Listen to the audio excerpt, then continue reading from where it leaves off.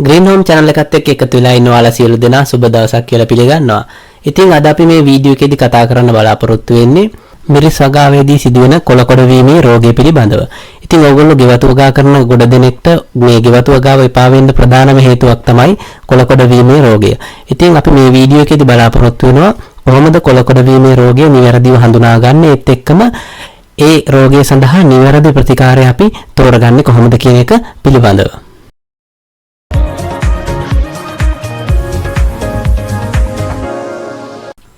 හොඳයි, මේ තියෙන්නේ කොළ වීමේ රෝගය හැදිලා තියෙච්ච මිරිස් පැල ටිකක්.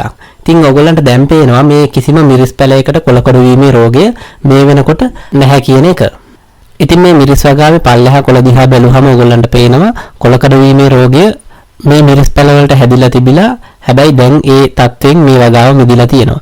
ඉතින් අපි කොළ වීමේ රෝගය දැක්ක ගමන්ම ගොඩ දිනෙක කරන දේ තමයි මේ පැලේ එක්කෝ මුලින්ම පුදුරලා විසි කරනවා, එහෙම නැත්නම් මේ පැලේ මැද්දෙන් කඩලා ඉවත් කරනවා, එහෙම නැත්නම් මේක විනාශ කරලා දානවා. ඉතින් අපි ගෙවතු වගාවේදී අපි ඊටාම කැමැත්තෙන් මහන්සි වෙලා හදපු මේ වගේ මිරිස් පැල ටිකක් කොළ වීමේ රෝගය නිසා එකපාරටම විනාශ වෙලා යන්න පුළුවන්. ඉතින් අපි එහෙම කරන්නේ නැතුව අපි මුලින්ම බලන්න ඕනේ මේ කොළ වීමේ රෝගය කොහොමද හැදිලා තියෙන්නේ, අපි ඒකට මොන වගේ නිවැරදි ප්‍රතිකාරයක්ද තෝරගන්න ඕන කියලා. ඉතින් සමහර ලාවට අපි විවිධ පුද්ගලයෝ කියන දේවල් අහලා විවිධ ප්‍රතිකාර කරලා අන්තිමට එකක්වත් හරි ගියේ නැති වුනහම අවසානයේදී අපි මේක ගලවලා විසි කරනවා. ඉතින් අපි මුලින් නිවැරදි ප්‍රතිකාරය තෝරගත්තොත් අපේ මේ මිරිස් වගාව අපිට පහසුවෙන්ම අපිට යථා තත්ත්වයට පත් කරගන්න පුළුවන්. හොඳයි, එහෙනම් අපි දැන් බලමු කොහොමද මේ කොළ වීමේ රෝගය ඇති වෙන්නේ කියලා. ඉතින් කොළ වීමේ රෝගය ඇති වෙන්න පුළුවන් ආකාර දෙකක් තියෙනවා.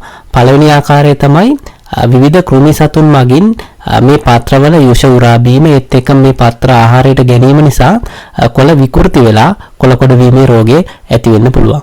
ඒත් එක්කම දෙවෙනි ක්‍රමය තමයි කොළ වීමේ රෝගය ඇති වෙන්න පුළුවන් වෛරස් රෝගයකින්. හැබැයි මේ වෛරස් රෝගයත් ශාඛ අතර පැතිරෙන්නේ අපේ වගාවට හානි කරන කෘමීන් මගින්ම තමයි. නමුත් මේ කෘමීන් මගින් වෛරසයක් ආසාදනය වෙලා තමයි මේ කොළ වීම සිද්ධ වෙන්නේ. කෘමීන් ආහාරයට ගැනීමෙන් නෙමෙයි. ඉතින් ඔය ආකාර දෙකෙන්ම කොළ වීමේ රෝගය ඇති වෙන්න පුළුවන්. හැබැයි අපි දැනගන්න ඕනේ ප්‍රධානම කාරණය තමයි කෘමි සතුන්ගේ හානිය නිසා සිද්ධ වෙන කොළ වීම. ඒ කියන්නේ කෘමි සතුන් මේ මිරිස් ශාකවල දළුවල යුෂ උරා බීලා මේවා ආහාරයට අරගෙන සිද්ධ වෙන කොළ වීම අපිට මර්ධනය කරන්න පුළුවන්. හැබැයි වෛරසයක් නිසා සිදුවෙන කොළ වීමේ රෝගය අපිට සුව කරගන්න බෑ. එහෙම නැත්නම් අපිට ඒක යථා තත්ත්වයට පත් කරගන්න බෑ. මොකද වෛරස් රෝග වලට තාම ප්‍රතිකාරයක්, නිශ්චිත ප්‍රතිකාරයක් නැහැ. හැබැයි අපිට වෛරස් රෝග පාලනය කරගැනීමේ හැකියාව තියෙනවා.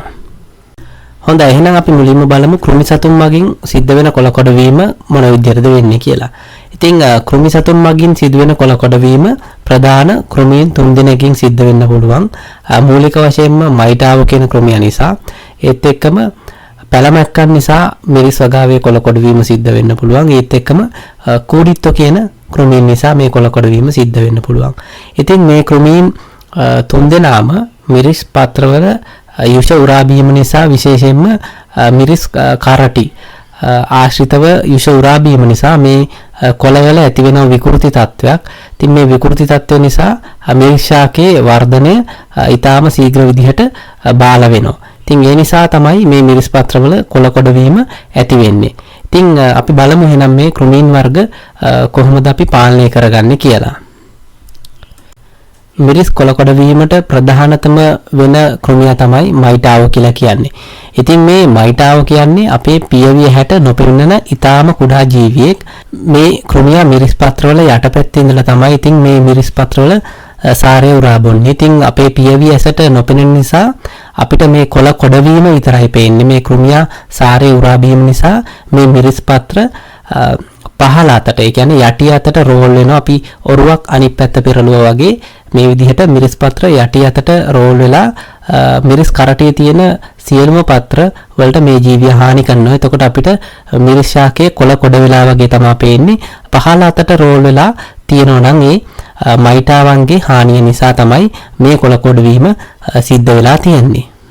ඉතින් මේ මයිටා හානියට ලක් වෙච්ච මිරිස් පත්‍රයක් අපි අනිත් පැත්ත හැරවලා බැලුවොත් මයිටා හානිය ඊටාම උග්‍ර විදිහට තියෙනවා නම් මේ පත්‍රවල යටපැත්ත දුඹුරු පායට ලක් වෙලා තියෙන්න පුළුවන්. මොකද මේ මිරිස් පත්‍ර වල යුෂ උරා බීම නිසා මේ මිරිස් පත්‍ර යටපැත්ත වේලිලා වගේ දුඹුරු පායට හැරිලා තියෙන්නත් පුළුවන්.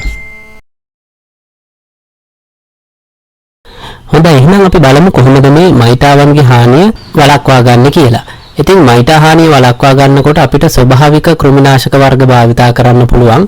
විශේෂයෙන්ම කොහොඹට මගින් නිපදවන ස්වභාවික කෘමිනාශකය මගිනුත් අපිට මයිටා හානිය වළක්වා ගන්න පුළුවන්. ඒ වගේම පැපල් කිරි භාවිතා කරලා නිර්මාණය කරන කෘමිනාශකයක් තියෙනවා. ඒ වගේම දුම්කොළ නටු ජලය දාලා අපි නිපදවා ගන්න කෘමිනාශකයක් තියෙනවා. ඒත් එක්කම මම කලින් වීඩියෝ එකක් ඔයගලන්ට කරා ඉංග්‍රීසි සුදුලෝණු අවුමිරිස් භාවිතා කරලා අපි ස්වභාවික කෘමිනාශකයක් නිර්මාණය කරගන්න ආකාරය. ඉතින් ඔයගලන්ට මේ උඩ තියෙන කාඩ් එකෙන් එතනට යන්න පුළුවන්. ගිහින් මේ වීඩියෝ එකත් බලන්න පුළුවන්. ඒ වගේම මේ අනිකුත් කෘමිනාශක ස්වභාවික කෘමිනාශක ටික හදාගන්න විදිහ මේ වීඩියෝ එකේ ඩිස්ක්‍රිප්ෂන් එකේ දාලා තියෙනවා. ඉතින් ඔයගලන්ට පහසුවෙන්ම ඉංග්‍රීසි සුදුලෝණු අවුමිරිස් කෘමිනාශකය හදාගන්න පුළුවන්. ස්වභාවික විදිහට අපිට මේ මයිටාවන් පාලනය කරගන්න පුළුවන්. හැබැයි මේ ස්වභාවික කෘමිනාශක වර්ග අපි කීප වතාවක්ම භාවිතා කරන්න ඕනේ. එක වතාවක් භාවිතා කළා මේ රෝගය දැන් හොඳ වෙයි කියලා බලාගෙන ඉඳලා හරියන්නේ නැහැ. අපි දෙතුන් වතාවක් භාවිතා කළා තමයි මේ හානිය අපි වළක්වා ගන්න ඕනේ. ඒ වගේම අපිට ස්වභාවික කෘමිනාශක නැතුව රසායනික කෘමිනාශකත් මේකට භාවිතා කරන්න පුළුවන්. ඉතින් හැබැයි රසායනික කෘමිනාශක භාවිතයේදී අපි පරිස්සම් වෙන්න ඕනේ.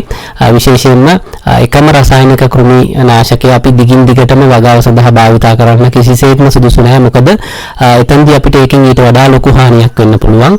මොකද මේ කෘමිනාශකයට ජීවීන් අනුවර්තන වුණාට පස්සේ අපිට කොහොමත් ඒ කෘමීන්ව පාලනය කරගන්න බැරි වෙනවා. ඉතින් නමුත් රසායනික කෘමිනාශක වලින් ඊටාම පහසුවෙන් අපිට මේ කෘමීන් මර්ධනය කරන්න පුළුවන්. සමහර විට අපිට සමහර රසායනික කෘමිනාශක වර්ග එක වතාවක් යෙදුවට පස්සේ මේ කොළ කොට වීම සම්පූර්ණයෙන්ම නැති වෙන කෘමිනාශක වර්ගයක් තියෙනවා. ඉතින් වාගේ වගාවට තියෙන්නේ පැහැදිලිවම මයිටාවන්ගේ හානිය විතරක්ම නම් ඕගොල්ලන්ට මෙන්න මේ රසායනික කෘමිනාශක වර්ග භාවිතා කරන්න පුළුවන්. විශේෂයෙන්ම සල්ෆර් 80 WP කියන කෘමිනාශකය ඕගොල්ලන්ට භාවිතා කරන්න පුළුවන්. මේක කුඩු වර්ගයක්. මේක ඕගොල්ලන්ට ග්‍රෑම් 8ක් ජලය ලීටරයක දිය කරලා වගාවට ඉන්න පුළුවන්. විශේෂයෙන්ම පත්‍රවල යටපැත්තට. ඉතින් මේකේ විවිධ වෙළඳ නම් වලින් මේ කෘමිනාශකය ඔයගලන්ට මිලට ගන්න තියෙනවා. විශේෂයෙන්ම CG එක්කම XL මොරිසාල් සුපර්ගාඩ් 800 ටයිලොක්ස් කියලා විවිධ වෙළඳ නම් වලින් මේ කෘමිනාශකය වෙළඳ පොලේ මිලට ගන්න තියෙනවා. ඒත් එක්කම ඉතින් මේක ස්ප්‍රේ කරන්න ඕනේ දින 7ක් 10ක් වගේ අතර කාලෙන් කාලට තමයි මේක වගාවට හින්නේ. විශේෂයෙන්ම පත්‍රවල යටපැත්තට තමයි මේ වැඩිපුර මේක ඔයගොල්ලෝ ඉහින්න ඕනේ. විශේෂයෙන්ම මොකද මයිටා හානිය සිද්ධ වෙන්නේ ගොඩක් වෙලාවට පත්‍රවල යටපැත්තේදී. ඒත් එක්කම මයිටා හානියට භාවිතා කරන්න පුළුවන් තවත් රසායනික කෘමිනාශකයක් තමයි ඇබමෙක්ටින් 1.8 EC කියන කෘමිනාශකය. මේක බීර කෘමිනාශකයක්. මේකේ මිලිලීටර් 6ක් ජල ලීටර් 10ක දිය කරගෙන ඔයගොල්ලන්ට වගාවට ඉන්න පුළුවන්. මේකත් දින 7ක් 10ක් වගේ කාල පරතරය තමයි වගාව සඳහා යොදා ගන්න ඕනේ. නමුත් එකම මේ රසායනික කෘමිනාශක වර්ගය දීර්ඝ කාලීනව වගාවට යොදන්න එපා. ගොඩක් වෙලාවට ඉතින් මේ රසායනික කෘමිනාශක එකපාරක් හරි දෙපාරක් හරි වගාවට යොදුවට පස්සේ මේ මයිටාවන්ගේ කොළ කොට වීමේ හානිය සම්පූර්ණයෙන්ම නැති වෙලා යනවා. ඊළඟට මිරිස් වගාවේ කොළ කොට වීමේ රෝගය ඇති කරන තවත් කෘමියෙක් තමයි පැලමැක්කා කියන්නේ. ඉතින් පැලමැක්කන් ගොඩක් වෙලාවට වියලි කාලවලදී තමයි බෝවීම වර්ධනය වෙන්නේ. විශේෂයෙන්ම වියලි කලාපයේ මිරිස් වගාවට මේ පැලමැක්කාගේ හානිය ඊටාම වැඩි. ඒත් එක්කම පැල කුඩා කාලෙදී මේ පැලමැක්කාගේ හානිය මිරිස් වගාවේදී අපිට බහුලව දකින්න පුළුවන්. විශේෂයෙන්ම පත්‍රවල පැලමැක්කා හානි කරන්නේ මිරිස් පත්‍රවල ඉහළ එහෙම නැත්නම් උඩ පැත්තට තමයි හානි කිරීම කරන්නේ. එතකොට මේ පත්‍රවල යුෂ උරා බීලා ඒත් එක්කම මේ පත්‍ර යුෂ උරා බිව්වට පස්සේ ඉහළ අතට තමයි රෝල් වෙන්නේ. එතකොට පත්‍ර උඩ අතට රෝල් වුණාට පස්සේ මේක කොළ කොඩවීමක් සිදු වෙනවා. විශේෂයෙන්ම මිරිස් පත්‍ර කරටියේ එහෙම නැත්නම් මිරිස් ගහේ උඩ තියෙන පත්‍ර වලින් තමයි වැඩිපුර යුෂ උරා බොන්නේ. ඒ නිසා ශාකයේ වර්ධනයට මේක ලොකු බාධාවක් වෙනවා. පැලමැක්කා කියන්නේ පියවිය හැට අපිට බලා ගන්න පුළුවන් මිලිමීටරයක් විතර වෙන කුඩා ජීවියෙක්. ඉතින් මේ ජීවියා පත්‍ර මත පැන පැන තමයි ගමන් කරන්නේ. ඔයගලන්ට පහසුවෙන් හඳුර ගන්න පුළුවන් දුඹුරු පාට ඒ වගේම ඒත් එක්කම කළු පාට වගේ ඊතා කුඩා ජීවියෙක් පත්‍ර මත අපිට හොඳින් නිරීක්ෂණය කරොත් පැහැදිලිව දැක ගන්න පුළුවන්. ඉතින් මේ තියෙන්නේ පැලමැක්කන් විසින් හානි කරපු වගාවක්. ඕගොල්ලන්ට පේනවා මේ මිරිස් වගාවේ පත්‍ර උඩ අතට රෝල් වෙලා තියෙනවා. මේ පැලමැක්කාගේ හානිය නිසා උඩ අතට රෝල් වෙලා කොළ වෙලා තියෙනවා. ඉතින් මේ පැලමැක්කා හානි කරන්නේ මිරිස් වගාවට විතරක් නෙමෙයි, විශේෂයෙන්ම ශාක වර්ග 100කට වඩා වැඩි ප්‍රමාණයකට මේ පැලමැක්කාගේ හානිය තියෙනවා. ඉතින් මේ තියෙන්නේ පැලමැක්කා විසින් හානි කරපු තක්කලි ශාකයක්. ඉතින් ඕගලන්ට පේනවා මේ තක්කලි ශාකේ කොළ දුඹුරු පැහැයට හැරලා උඩ අතට රෝල් වෙලා තියෙනවා. මේ පැලමැක්කා යුෂ උරා බීම නිසා මේ පත්‍ර පිච්චිලා වගේ ගතියක් තියෙනවා. තක්කලි වගාවේදී අපිට මේ හානිය මේ විදිහට දකින්න පුළුවන්. ඉතින් අපි බලමු කොහොමද මේ පැලමැක්කාගේ හානිය අපි අවම කරගන්නේ කියන එක. ඉතින් පැලමැක්කාගේ හානිය අපි අවම කරගන්න විශේෂයෙන්ම වගා කරනකොට මේ පැලමැක්කාගේ හානිය වියලි කාලවලදී ඉතාම අධිකයි. මේ පැලමැක්කාගේ ජීවන කාලය දින 14ත් 30ත් විතර වගේ අතර කාලයක් වෙන්නේ. හැබැයි වියලි කාලගුණික තත්ත්වයන් වලදී මේක ඊටත් වඩා අඩු ජීවන කාලයක් සම්පූර්ණ කරනවා. ඉතින් ඒ නිසා විශේෂයෙන්ම අපි පැලමැක්කා මර්ධනය කරනකොට අපිට පුළුවන් මේ මිරිස් ශාකවලට වේගවත් ජල පහරක් විසින්න. විශේෂයෙන්ම පත්‍ර උඩ පැත්තට අපිට වේගවත් ජල පහරක් විසින්න පුළුවන්. විශේෂයෙන්ම මේ පැලමැක්කා බිත්තර දාන්නේ ගෑනු සතුන් මේ පත්‍රවල උඩ. එතකොට මේ කීටයන් කහ පාට කුඩා කීටයක් තමයි මේ පත්‍ර ආහාරයට ගන්නේ පත්‍රවල උඩ පැත්ත. ඉතින් මේ ජල පහරක් මගින් මේ කීටයන් ඉවත් කිරීමත් අපිට පහසුවෙන් කරගන්න පුළුවන්. ඒ වගේම පැලමැක්කගේ පිලාවදිය ගත කරන්නේ පස තුල. ඒ නිසා අපේ මේ මිරිස් වගාවේ මිරිස් ශාකවල පොළව අපිට වහන්න පුළුවන්. විශේෂයෙන්ම පිදුරු හරි මොනවා හරි ආවරණ භාවිතා කරලා මේ පසෙන් උඩට එම අපිට වළක්ව ගන්න පුළුවන්. එහෙම නැත්නම් අපිට ගෙවතු වගාවකදී නම් පෝච්චයකදී නම් අපිට පොලිතින් එකක් දාලා මේ ශාකේ පොළව අපිට වහන්න පුළුවන්. ඒ වගේම අපිට කාබනික කෘමි විකර්ෂණ දියර භාවිතා කරලා අපි කලින් මයිටාවන් පාලනය සඳහා භාවිතා කරපු කෘමි විකර්ෂණ දියර ඒ ආකාරයෙන්ම අපිට පැලමැක්කන් සඳහා භාවිතා කිරීමේ හැකියාවක් තියෙනවා. ඒවා පැලමැක්කන්ට සහ මයිටාවන් කියන කෘමීන් දෙවර්ගයටම ඉතා සාර්ථකව පාලනය කරගන්න අපිට කෘමි විකර්ෂණ දියර වලින් පුළුවන්. ඒත් එක්කම අපිට පැලමැක්කන් පාලනය කරගන්න රසායනික ක්‍රම තියෙනවා. එහෙම නැත්නම් රසායනික කෘමිනාශක වර්ග බොහෝමයක් පැලමැක්කන් පාලනය සඳහා තියෙනවා. ඉතින් ඔයාලට මෙන්න මේ තිරේ දිස් වෙන රසායනික කෘමිනාශක වර්ග පැලමැක්කන් පාලනය සඳහා භාවිතා කරන්න පුළුවන්. දින 7ත් 10ත් වගේ කාල පරතරයක් තුර මේ කෘමිනාශක ඕගොල්ලන්ගේ වගාව සඳහා භාවිතා කරන්න පුළුවන්. මේක දිය කරගන්න ඕනි අනුපාතයත් මේ ඉස්සරහැම තියෙනවා. ඒත් එක්කම මේ කෘමිනාශක විවිධ වෙළඳ නාම යටතේ නිකුත් කරලා තියෙනවා. ඒ වෙළඳ නාමත් මේ ඉස්සරහැම තියෙනවා. ඒ නිසා ඕගොල්ලන්ට මේ රසායනික කෘමිනාශක පහසුවෙන් ඕගොල්ලන්ගේ පොහොර අලවිසැල් වලින් මිලට ගැනීමේ හැකියාවක් තියෙනවා. ඊළඟට මිරිස් වගාවේදී කොළ කරන තවත් කෘමියක් තමයි කූඩිත්තෝ කියලා කියන්නේ. ඉතින් මේ කූඩිත්තෝ කියන්නේ ඊටා කුඩා ප්‍රමාණයේ කෘමියක්. හැබැයි අපිට පැහැදිලිව අපේ POS-ට දකින්න පුළුවන්. විශේෂයෙන්ම කහ පැහැයෙන් සහ කළු වර්ණයෙන් වර්ණ දෙකකින් යුක්ත කූඩිත්තෝ අපිට හඳුනා ගන්න පුළුවන්. සමහරලාට ටිකක් අපිට අප්‍රසන්න පෙනුමක් වගේ වෙන්න පුළුවන්. මේ කූඩිත්තන්ගේ ගහණය බහුල වුණාම විශේෂයෙන්ම අපිට ශාකවල පත්‍රවල යටපැත්තේ සහ කරටියේ තමයි අපිට මේ කූඩිත්තන්ගේ වර්ධනය දකින්න පුළුවන්. ඉතින් මේ කූඩිත්තෝ මේ ශාක පත්‍රවල යුෂ උරා බිව්වට පස්සේ එතනදිත් කොළ වීමක් සිදු වෙනවා. ඉතින් මේ කූඩිත්තන් අපිට පහසුවෙන්ම හඳුනා ගන්න පුළුවන් අපේ මිරිස් ශාකවල කරටිවල ඒත් එක්කම පත්‍ර මත කූඩි ඉන්නවා නම් ගොඩක් වෙලාවට කූඩිත්තෝ ඉන්නවා. මොකද ඒකට හේතුව මේ කෝමුවන් සහ කූඩිත්තන් අතර තියෙන්නේ සහයෝගී සම්බන්ධතාවයක්. මොකද මේ කූඩිත්තන් විසින් බහිස්රාවය කරන සීනි සහිත තරලයක් නිසා මේ කූඩිත්තෝ ඉන්න තැන් වලට එනවා. ඒත් එක්කම මේ කූඩිත්තන්ගේ වර්ධනයට අවශ්‍ය කරන සාධක ගොඩක් වෙලාවට මේ කූඩින් විසින් සපයලා දෙනවා. ඒ නිසා මේ කූඩිත්තන්ගේ වර්ධනය මේ කූඩියන්ගේ පැමිණීමත් එක්ක ඉතා ශීඝ්‍ර වෙන්න පුළුවන්. ඒ නිසා අපිට අපේ මේ මිරිස් ශාකවල කුඹි වැඩිපුර ගැවසෙනවා නම් අපි අනිවාර්යෙන් බලන්න ඕනේ කූඩිත්තෝ ඉන්නවද කියන එක පිළිබඳව. ඉතින් අපි බලමු කොහොමද මේ කූඩිත්තන් අපි පාලනය කරගන්නේ කියලා. ඉතින් මේ කූඩිත්තන් අපිට මුල් අවදියේම පාලනය කරන්න පුළුවන්. අපි දැක්කොත් කීප දෙනෙක් වගේ ඉන්න කාලෙදී විශේෂයෙන්ම කුඹින් ගැවසෙනවා නම් මේ ශාකත් එක්ක මුල් අවදියේම අපි හඳුනගත්තොත් අපිට අතින් ඉවත් කරලා දාන්න පුළුවන්. එහෙම නැත්නම් වතුර පාරක් ස්ප්‍රේ කරලා ටිකක් තද වතුර පාරක් ස්ප්‍රේ කරලා ඉවත් කරලා දාන්න පුළුවන්. ඒත් එක්කම අපිට කාබනික කෘමිනාශක මගින් විශේෂයෙන් මේ කූඩිත්තන් පාලනය කරන්න පුළුවන්. මගේ කලින් වීඩියෝ එක මම ඔයගොල්ලන්ට පෙන්නුවා ඉඟුරු සුදුලුණු අවමිරිස් කාබනික කෘමිනාශකය. ඒ කෘමිනාශකය ඉතාමත් යෝග්‍යයි මේ කූඩිත්තන් සඳහා. විශේෂයෙන්ම මේ කෘමිනාශකය දෙවරක් වගේ යොදනකොට මේ කූඩිත්තන් සම්පූර්ණයෙන්ම අපිට පාලනය කර ගැනීමේ හැකියාව තියෙනවා. ඒත් එක්කම අනික් කාබනික කෘමිනාශක බොහෝමයක් මේ කූඩිත්තන් පාලනය සඳහා භාවිතා කරත හැකියි. ඉතින් රසායනික කෘමිනාශක භාවිතා කරනවා නම් අපිට පැලමැක්කන් සඳහා භාවිතා කරපු කෘමිනාශක කූඩිත්තන් සඳහා අපිට ඒ ආකාරයෙන්ම භාවිතා කරන්න පුළුවන්. හොඳයි, ඊළඟට කොළකොඩ වීමේ රෝගය ඇති වෙන්න පුළුවන් ප්‍රධානම ක්‍රමය තමයි වෛරස් රෝග. ඒ කියන්නේ කෘමීන්ගෙන් තොරව වෛරසයක් නිසා මේ කොළකොඩ වීම සිද්ධ වෙන්න පුළුවන්. ඒ කියන්නේ කෘමි හානියක් නෙමෙයි සිද්ධ වෙන්නේ, වෛරසයක් නිසා මිරිස් ශාකේ පත්‍ර කොළකොඩ වෙනවා. ඉතින් හැබැයි මේ කොළකොඩ වීමේ වෛරසය හුළඟ හරහා නෙමෙයි ව්‍යාප්ත වෙන්නේ.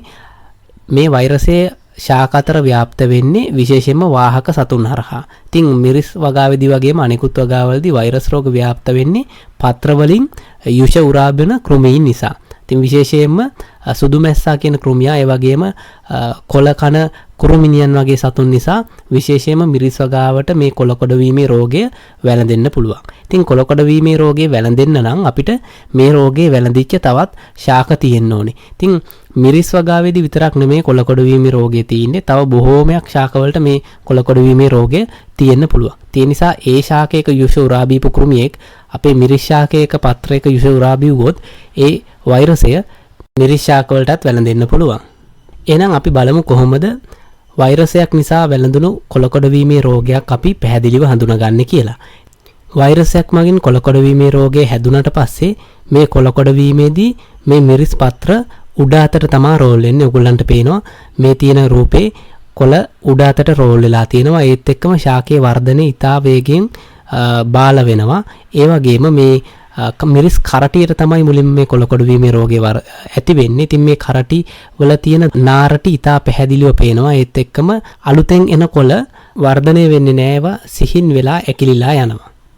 හොඳයි, මේ තියෙන්නේ වෛරසයක් නිසා කොළකොඩ වීමේ රෝගයට ලක් වෙච්ච මිරිස් ශාකයක කරටියක්. ඉතින් ඕගොල්ලන්ට පේනවා මේ මිරිස් ශාකයේ කරටිය කොළකොඩ වෙලා තියෙනවා. මේ පත්‍රවල නාරටි හොඳ පැහැදිලිව අපිට පේන්න තියෙනවා. ඒත් එක්කම මේකේ දලු කුඩා වෙලා ඇඹරිලා ගිහිල්ලා තියෙනවා. ඒවා පත්‍ර විදිහට වර්ධනය වෙන්නේ නැහැ. ඊටා සිහින් වෙලා ඇඹරිලා වගේ තියෙනවා. ඉතින් මේ පත්‍ර උඩ අතට තමයි කොළකොඩ වීමේ රෝගයට ලක් වෙන්නේ. ඒත් එක්කම මේ වෛරසයක් නිසා කොළකොඩ වෙනකොට අපිට පැහැදිලිව දැක ගන්න පුළුවන් මේ මිරිස් ගහේ කරටිය කහපාට ස්වරූපයකට හැරෙනවා. ඉතින් ඒ නිසා මේ වගේ තත්වයක් තියෙනවා නම් මිරිස් වගාවේ මේක වෛරසයක් නිසා ඇතිවෙච්ච කොළකොඩ වීමේ රෝගයක්. ඉතින් මේ වගේ වෙලාවට අපි කෘමිනාශක යෙදීම් කරලා ඒ කිසිම දෙයක් කරලා වැඩක් වෙන්නේ නැහැ. මේ වගේ තත්වයකදී අපි පැහැදිලිව දැනගන්න ඕනේ මේක අපිට පාලනය කරගන්න බැහැ. එහෙම නැත්තම් ප්‍රතිකාර මගින් සුව කර ගැනීමේ හැකියාවක් නැහැ. ඉතින් මේ වගේ වෙලාවට අපි බොරුවට කෘමිනාශක ගහ මේක හරියයි කියලා තියාගත්තොත් වෙන්නේ මේ ශාකය හරහා අපේ අනිත් ශාකවලටත් මේ රෝගේ ව්‍යාප්ත වෙනවා. ඉතින් ඒ නිසා අපි පැහැදිලිව හඳුනා ගන්න ඕනේ කොළකොඩ වීමට හේතුව මොකක්ද කියන එක. ඒ හේතුවට අනුව තමයි අපි ප්‍රතිකාර කරන්න ඕනේ. ඉතින් කෘමීන් මගින් ඇති වෙන කොළකොඩ වීමක් නම් අපිට ඒක කෘමිනාශක මගින් මේ කෘමීන් විනාශ කරාට පස්සේ ශාකයේ නැවත යථා තත්ත්වයට පත් වෙනවා. හැබැයි වෛරස සඳහා නිශ්චිත ප්‍රතිකාරයක් නැහැ. ඉතින් මේ වෛරස සඳහා ප්‍රතිශක්තියක් ඇති වෙනවා නම් ගහ තුලින්ම තමයි ඇති වෙන්න ඕනේ. ඉතින් මේ වගේ වෛරසයක් අපිට පාලනය කරගන්න පුළුවන්. නමුත් මේ වෛරසය අපිට වැළඳිච්ච ගස් සුව කරගැනීමේ හැකියාවක් නැහැ. ඉතින් අපි මේක පාලනය කරගන්න අපි ගොඩක් වෙලාවට මේ වගේ රෝගයක් වැළඳිච්ච ගහක් දැක්කොත් අපි මේක වෛරසය නිසා කොළකොඩ වීමක් කියලා හඳුනාගත්තොත් වහාම මේ ශාකය අපිට ඉවත් කරන්න පුළුවන්, අපේ වගාවෙන් ඉවත් කරලා විනාශ කරලා දාන්න පුළුවන්. ඒත් එක්කම අපේ වගාව ආශ්‍රිතව තියෙනෝ නම් වල් ගස් වැවිලා තියෙනෝ නම් තනකොළ මේවා අනිවාර්යෙන් ඉවත් කරන්න ඕනේ. මොකද ශාකපත්‍රවල යුෂ උරාබන කෘමීන් මේ හරහා ශීඝ්‍රයෙන් වර්ධනය වෙන්න පුළුවන්. ඒ නිසා ඒ හරහා අපේ වගාවටත් මේ වෛරසය ව්‍යාප්ත වෙන්න පුළුවන්. ඒත් එක්කම අපිට මේ වගාවට කෘමීන් එන එක වළක්වන්න සුළං බාධක, කියන්නේ පොල්ලතු වලින් වැටක් හරි එහෙම නැත්නම් ඉටිකොළ වලින් හරි අපිට ටිකක් උසට අඩි 6ක් විතර වගේ උසට මේ සුළඟ හරහා වේගයෙන් අපේ වගාවට එන්න පුළුවන් කෘමීන් වළක්ව ගන්න බාධක ඉදි කරන්න පුළුවන්. හොඳයි, ඉතින් එහෙනම් අපි මේ වීඩියෝ එකේදී කතා කරේ කොළකොඩ වීම කියන රෝගය ඇති වෙන්න හේතු. ඉතින් අපි කොළකොඩ වීමක් මර්ධනය කරගන්න බලාපොරොත්තු වෙනෝ නම් අපි අනිවාර්යෙන් දැනගන්න ඕනේ මේක වෛරසයක් නිසාද ඇති වුනේ, එහෙම නැත්නම් සතුන් යුෂ උරාබීම නිසා සිද්ධ වෙච්ච දෙයක්ද කියලා. ඉතින් වෛරසයක් මගින් නෙමෙයි නම් කොළකොඩ වීමේ රෝගය ඇති වෙලා තියෙන්නේ. අපිට ඒක කෘමිනාශක මගින් පාලනය කරගන්න පුළුවන්. ගෙවතු වගාවක් කරන ඔයාලට මම හිතනවා මේ වීඩියෝ එක ඉතාම වැදගත් වෙයි කියලා. මොකද මිරිස් වගාව ඔයගොල්ලෝ කරනවා නම් අනිවාර්යෙන් මිරිස් වගාවට කොළකොඩ වීමේ රෝගය වැළඳීමේ ඉඩකඩ බොහොම වැඩි. ඉතින් මේ වීඩියෝ එක නරඹපු ඔයාලා සියලු දෙනාටම බොහොමත්ම ස්තුතියි. ඉතින් අපේ channel එකත් subscribe කරන්න, ඒ වගේම අපේ මේ වීඩියෝ එකට like එකකුත් දාලා යන්න අමතක කරන්න එපා. ඔයාලා සියලුම දෙනාට සුබ දවසක්.